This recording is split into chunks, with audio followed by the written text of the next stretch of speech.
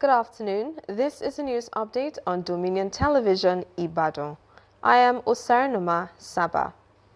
The federal government has explained that deductions made from the October 2025 salaries of civil servants were due to the commencement of statutory contributions to the National Health Insurance Scheme, NHIS.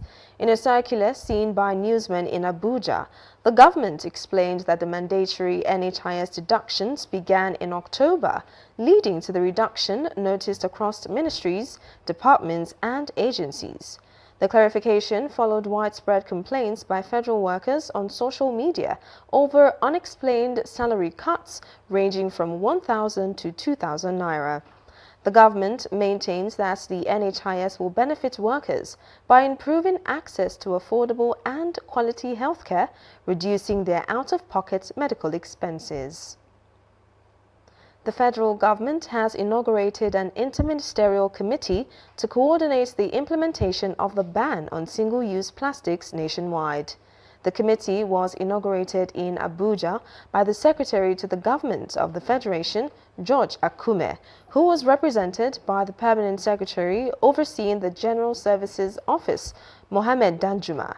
In a statement by the spokesperson for the Office of the Secretary to the Government of the Federation, Segun Imosian, said that Akume explained that the decision to ban single-use plastics followed the approval of a memo presented by the Minister of Environment at the Federal Executive Council meeting. The ban items include polythene bottles, styrofoam, plastic bags, sachet water, and straws. Meanwhile, the National Drug Law Enforcement Agency, NDLEA, has launched a joint investigation with the United States Drug Enforcement Administration and the United Kingdom National Crime Agency to identify those behind the importation of 1,000 kilograms of cocaine valued at over $235 million. According to a statement by NDLEA spokesperson Femi Babafemi, operators at the PTML terminal discovered the drug-laden consignment inside an empty container and alerted port stakeholders, including the NDLEA and the Nigeria Customs Service, leading to a joint inspection. Babafemi said field tests conducted by NDLEA officers confirmed that the substance was cocaine and noted that the cocaine estimated at over about 338 billion naira, which represents the largest single seizure of the substance at the Tinkan port. The Alaafin of Oyo, Oba Akim Owade, has appointed a lawyer, Bilal Akinola, as the new chief imam of Oyo land. In a press release by the Director of Media and Publicity to the paramount ruler, this is contained in a letter of appointment personally signed by the Alaafin Oba Owade, heartily rejoiced for Allah's mercy and lesson which he has bestowed on the new chief imam by making him a respectable Islamic leader in the great city of Oyo. According to a statement by Alaafin's Director of Media and Publicity, Bode Durojaye, the appointment follows the demise of the late Chief Imam, Mashood Ajokideru III, who passed away in early 2023. Oba Owade then urged Nigerians to support the present administration in its efforts to transform the country, stressing the link between strong families and societal stability. The senior pastor of Koinonia Global, Apostle Joshua Selman, advised Nigerian graduates to continually upgrade their knowledge, emphasizing the importance of networking with evolving professionals to learn best practices and stay relevant at all times. He shared this advice during a lecture titled Beyond Certificates, Preparing Graduates for Relevance in a Knowledge-Driven Economy at the 4th Convocation of Precious Cornerstone University, Ibadan. Grace Aino reports. It is the 4th convocation of Precious Cornerstone University, Olaogun, Ibadan, as the institution celebrates its trailblazers. And renewed hope, I welcome all to the 4th convocation ceremony of Precious Cornerstone University, Ibadan, a faith-based citadel of learning where we raise future leaders built on academic excellence, godly character, innovation, and integrity. In their separate addresses, Bishop Francis Walioke, the Chancellor and Visitor, and Bishop Dapo Ashaju, the Pro-Chancellor and Chairman of the Governing Council, stated that PCU is committed to developing critical thinkers who will solve life's problems, build strong character and integrity, and establish a solid spiritual foundation. A matter of discipline, a matter of standard, a matter of character, we don't take it lightly. And when it comes to the matter of punishing offenders or disciplining people that are wrong, I don't interfere. Delivering the convocation lecture titled Beyond Certificates, Preparing Graduates for Relevancy in a Knowledge-Driven Economy, Apostle Joseph Selma emphasized that the future belongs to lifelong learners, pointing out that most skills acquired 5 years ago are no longer relevant today. It's a fact that the half-life of knowledge is shrinking. In the 80s, it was said that the relevance of a degree, a university degree, would be up to 30 years. That means if you earned a degree in the 80s, there was an almost unwritten guarantee that you would be relevant for the next 30 years from the time of your graduation. But today, most skills become obsolete in as short as 5 years. There are many skills that people learned 5 years ago that can no longer be relevant in today's evolving world. The solution, therefore, is continuous upskilling. Precious Cornerstone University Ibadan graduated 143 students from various programs, including 14 with first-class honors. Other categories include 65 second-class upper, 47 second-class lower, 17 third-class students.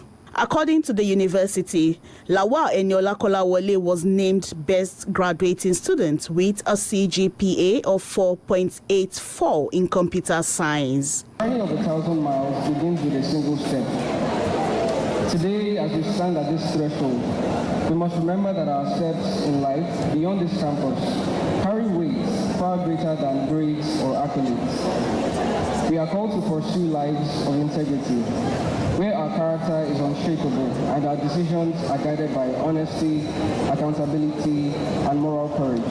For this institution is the best place I've ever seen, and I've been privileged to finish from here, and it was a wonderful stay here. The BSc, which to try to claim as well that I'm involved as well. I like to thank God for the grace and the opportunity, because I viewed it today. It's not every one of us that we started that graduated, but it's by the grace of God. The university also awarded honorary degrees to Pastor Joshua Selma, Pastor Jerry Eze, Pastor Poju Oyemade, Pastor Shola Oshumakinde, and renowned gospel singer Nathaniel Bassi in recognition of their outstanding spiritual leadership, humanitarian efforts, and contributions to national and global developments. Aino Grace, Dominion News. The city of Ibadan on Tuesday, November 11, 2025, witnessed a remarkable gathering of political leaders, academics, and dignitaries for the second edition of the LAM Additional Annual Lecture Series. Our correspondent, Richard Ashaolu, has the report.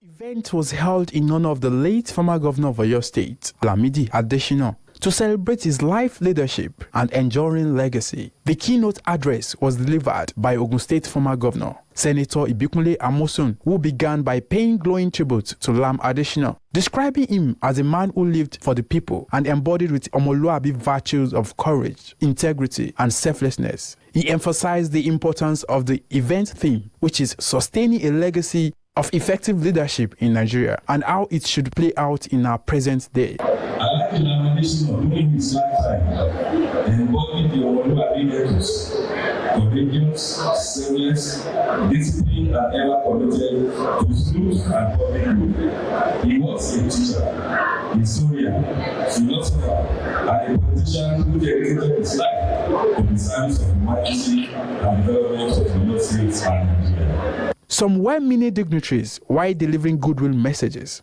extolled the virtue of late Lam Adesina, reflecting on his contributions to the political and social development of Oyo State and Nigeria at large. This kind of spirit is a sure way to utilize our ambition and sustain its legacy as we will very and believe passionately in fighting as way forward for this the mind is prepared for and don't let us forget his ideology and his burning the land. Meanwhile, one of Lam Adesina's son, Dapo Lam Adesina, while addressing newsmen, spoke on the significance of the program. He emphasized the importance of valuing one's legacy and living a life that will be remembered for impact and integrity. I think it's majorly for people to realize that at some point in time, we will be no more. What are people going to say behind us? What are the things that are going to happen behind us? That's just a take home from today.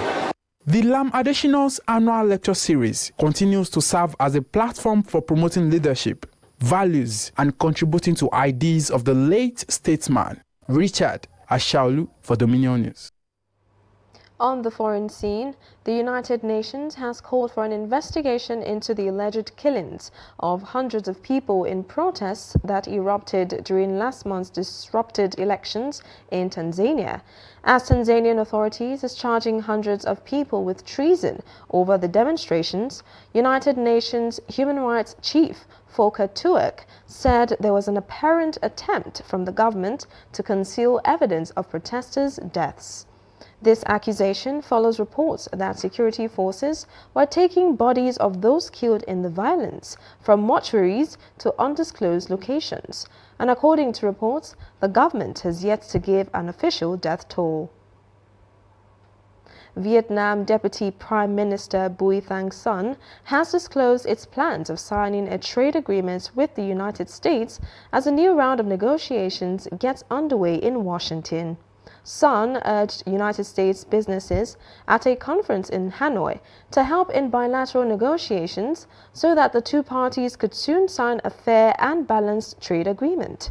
Likewise, Assistant Secretary of State for East Asian and Pacific Affairs, Michael December, added in a recorded statement that the trade balanced commercial flows between the two countries, reducing the U.S. deficit with Hanoi, which is the largest after China and Mexico.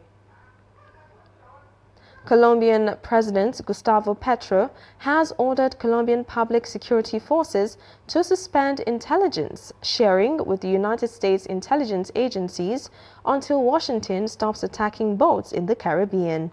Petro said on X that an order has been given at all levels of the public security forces' intelligence services to suspend communications and other dealings with the U.S. security agencies. According to sources, the announcement came as U.S. aircraft carrier arrives in the Caribbean amidst Presidents Trump and Petro's quarrel. Now talking sports, tennis world #1 Carlos Alcaraz came under extreme pressure before overcoming American Taylor Fritz 6-7, 7-5 and 6-3 in a thrilling round-robin match at the ATP Finals, leaving the Spaniard on 2 wins from 2. Alcaraz and Fritz had won their opening Jimmy Connors group matches, and the